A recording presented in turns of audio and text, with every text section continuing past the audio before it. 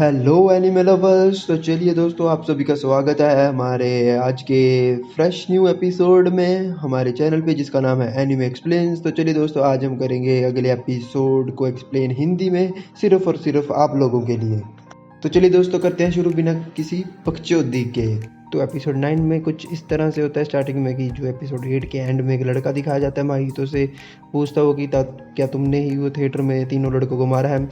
उस लड़के को इस एपिसोड के स्टार्टिंग में ही कुछ स्कूल के बच्चे उसको मार रहे होते हैं। तो वो ये सोचता है कि काश कोई ऐसा बटन होता कि जो मेरे को हेट करते हैं और वो बटन दबाते ही उनको वो मर जाएं, तो मैं उसको बिना किसी हेजिटेशन के, बिना किसी हिचकिचाहट के उस बटन को दबा दूंगा। और उसके बाद वो लड़का, सीन चेंज होता है और उसके बाद वो लड़का एक थिएटर में एक टिकट लेता है और वो मूवी देखने जाता है। तो वहाँ पे भी 3 लड़के होते हैं जो कि ऊँची ऊँची बोल रहे हैं, जिस वजह से वो बच्चा थोड़ा सा इरिटेट हो जाता है कि मेरे को शांति से मूवी भी नहीं देखने दे रहे हैं, इन सबको यहाँ से कॉलेज से ड्रॉप करके मूवी नहीं देखने आना चाहिए, सिर्फ बात करने के लिए। और फिर से सीन चेंज होता है, पहले वाले सीन पे चले जाते हैं जहाँ पे कि उस लड़के को 3-4 लड़के मार रहे होते हैं। तो वहाँ पे वो उसको बोलता है कि क्या तुमने सुबासा को देखा? तो वो लड़का जो मार खा रहा होता है वो बोलता है कि नहीं, मैंने नहीं देखा उसको। तो बोलता है कि सुबासा झूठ बोल रही है। उसके बाद वो लड़की बोलती है कि इसको सबक सिखाओ। और उसके बाद वो लड़का कुछ ऐसी बात बोल देता है कि भाई उसकी पिटाई गंदे से होती है। वो बोलता है कि तुम सुंदर नहीं हो और ये तीनों लड़के सिर्फ इसलिए मेरे को पीट रहे हैं ताकि ये तुम्हें बैंग कर सके। बैंग करने का मतलब आप समझ ही जाओ, थोड़ा सा 18+ हो गया कंटेंट ये। और फिर से थिएटर वाला सीन आ जाता है। अब वहाँ पे माहितो आ जाता है और माहितो उन तीनों लड़कों को मार देता है और बोलता है कि तुम तीनों को थोड़ी सी एटिकेट सीखनी चाहिए कि थिएटर में कैसे बैठते हैं। और उसके बाद उन तीनों लड़कों की डेड बॉडी वो पर्पल शर्ट वाला लड़का देख लेता है और वो ये सोचता है कि ये किसी ह्यूमन ने नहीं किया, मतलब किसी इंसान का काम नहीं है ये। तो इसीलिए वो माहितो को ढूंढता है और वो माहितो को ढूंढ लेता है। और वहीं जहाँ पे हमने पिछले एपिसोड में छोड़ा था, वो माहितो से पूछता है क्या तुमने उन 3 लड़कों को मारा? तो माहितो उससे पूछता है कि क्या वो 3 लड़के तुम्हारे लिए स्पेशल थे? उसके बाद वो लड़का पुरानी यादें अपनी मतलब सोचता है और फिर माहितो से बोलता है कि क्या मैं भी ऐसे कर सकता हूँ।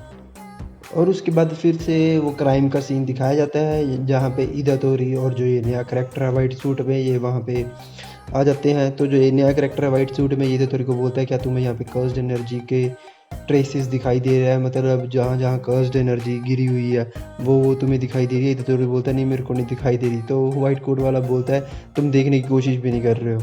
उसके बाद वो वाइट कोट पैंट वाला बोलता है कि चलो मेरे को फॉलो करो। उसी के बाद बैकलैश में एक सीन दिखाया जाता है। गोजो जब इदातोरी को बोलता है कि मैं तुम्हारे साथ नहीं जा पाऊंगा, बट मेरा एक फ्रेंड तुम्हारे साथ जाएगा। और वो फ्रेंड गोजो का होता है ये वाइट सूट वाला बंदा, जिसका नाम होता है नानामी केंटो। तो गोजो इसके बारे में बताता है कि भाई ये x salary man jujutsu sorcerer था, मतलब ये बंदा जुजुत्सु सोर्सर बनने के लिए सैलरी लेता था। और गोजो बताता है कि ये फर्स्ट ग्रेड जुजुत्सु सोर्सर है। इदातोरी बोलता है कि तुम कंपनी छोड़ के जुजुत्सु सोर्सर क्यों बनने आए? जब तुम्हारे पास जुजुत्सु सोर्सर जैसे मतलब कर्स्ड एनर्जी की पावर थी तो तुम जुजुत्सु सोर्सर ही क्यों बने, कंपनी में क्यों गए? तो नानामी उसको बड़ा बकवास आंसर देता है। नानामी बोलता है कि पहले मैं जुजुत्सु टेक में पढ़ा, फिर मैंने एज जुजुत्सु सोर्सर काम किया, मेरे को लगा कि ये काम टट्टी है, और उसके बाद फिर मैंने कंपनी में जॉब की, फिर मेरे को पता लगा वो काम भी टट्टी है। तो इसीलिए मैंने दोनों टट्टियों के बीच में ये जुजुत्सु सोर्सर वाली टट्टी चुनी, क्योंकि मेरे को इसमें ज़्यादा स्पेशलाइजेशन थी। और उसके बाद अपने नामी बोलता है इदातोरी को कि तुम मेरे को जुजुत्सु सोर्सर नहीं लगते हो, ना ही तुम्हारे से कोई एनर्जी आ रही है। तो बट नानामी बोलता है कि तुम काबिल बनो कि तुम्हें जुजुत्सु सोर्सर लोग बुला सकें, या तुम मतलब इतने स्ट्रांग बनो कि तुम किसी काम आ सको। तो उसके बाद इदातोरी बैकलैश में देखता है और बोलता है कि हाँ, मैं स्ट्रांग बनूंगा और वरना मैं कैसे मरना चाहता हूँ ये मैं चूज़ नहीं कर पाऊँगा।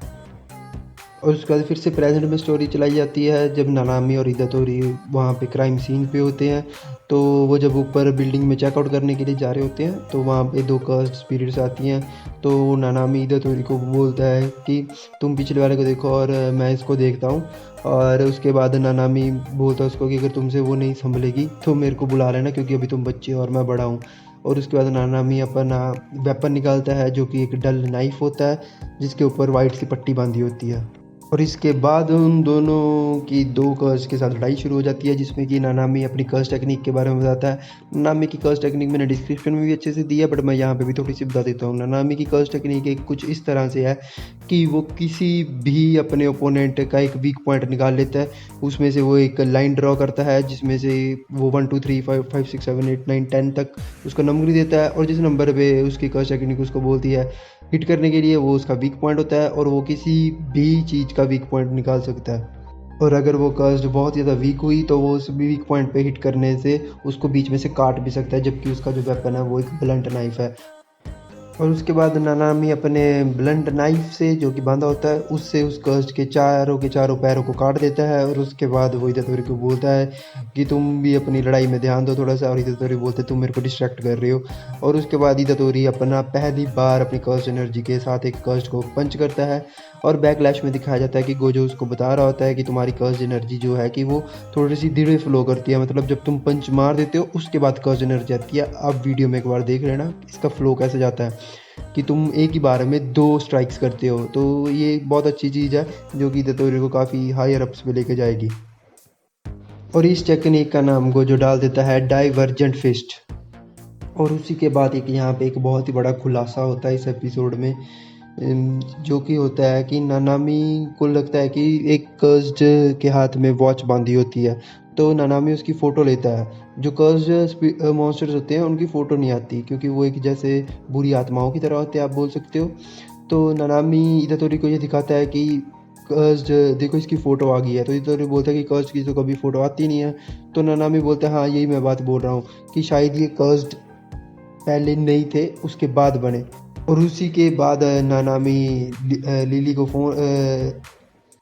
और उसके बाद वो दोनों कर्स को लीरी सा के पास भेजा जाता है, जो कि डॉक्टर होती है। तो लीरी सा बोलती है कि हाँ ये पहले कर्स नहीं थे, इनको बाद में कर्स बनाया गया है, ये पहले ह्यूमंस थे, और इनको कर्स्ड किसी कर्स्ड टेक्निक्स के थ्रू बनाया गया है, मतलब इनकी बॉडी को अल्टर कर दिया गया है। और उसके बाद लिरी सा ये सारा ये सिचुएशन समझाती है। लिरी सा बोलती है कि कोई एक ऐसा बाहर कर्स्ड है जो कि ये सारी चीज़ें कर रहा है, कि वो किसी की बॉडी को भी अल्टर कर देता है, तो ये इस चीज़ के बारे में हम सबको वही बता सकता है। और उसके बाद लिरी सा इतादोरी को बोलती है कि क्या तुम मेरी बात सुन रही हो? इतादोरी बोलता है हाँ। तो लिरी बोलती है कि ये सिर्फ शॉक की वजह से मरे हैं, तुमने इसे नहीं मारा, तो डरने की कोई ज़रूरत नहीं है। और उसके बाद अपना नानामी बोलता है कि चलो उसको अब ढूंढते हैं और उसको मारते हैं। और उसके बाद एक गंदे नाले में माहितो बैठा बोल रहा होता है कि जो कर्स्ड स्पिरिट्स होती हैं वो कर्स्ड एनर्जी की कलेक्शन से बनती हैं, जो कि ह्यूमंस ने छोड़ी होती हैं।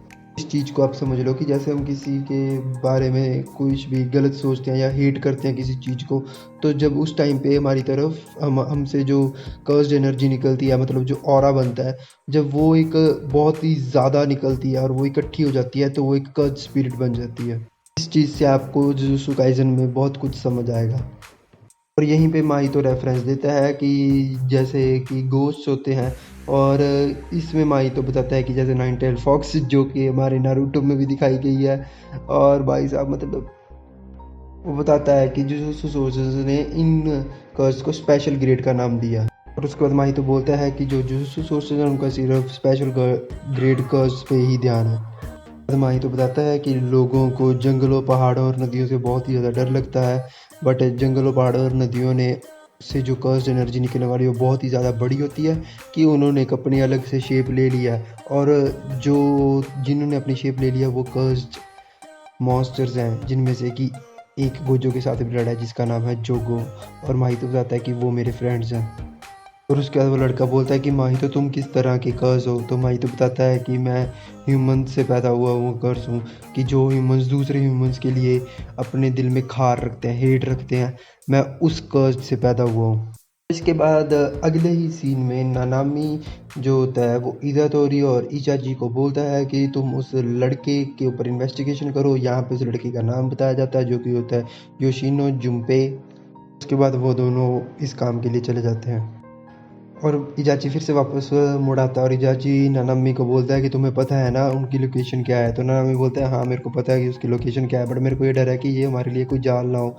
और मैं इतादोरी को साथ में लेकर जाऊं कि ना जाऊं, इस चीज़ में मैं फंस हूँ। और उसी के बाद इतादोरी वहाँ पे आ जाता है फिर से। तो इतादोरी उनको बोलता है कि सेंसाई ऑल द बेस्ट। तो वो बोलता है कि मैं तुम्हारा कोई टीचर नहीं हूँ।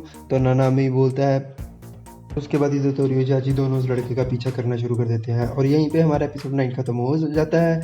तो चलिए दोस्तों, अब मिलते हैं अगली वीडियो में अगले एपिसोड के साथ और अगले फन के साथ। तब तक के लिए stay tuned, stay mad, sayonara.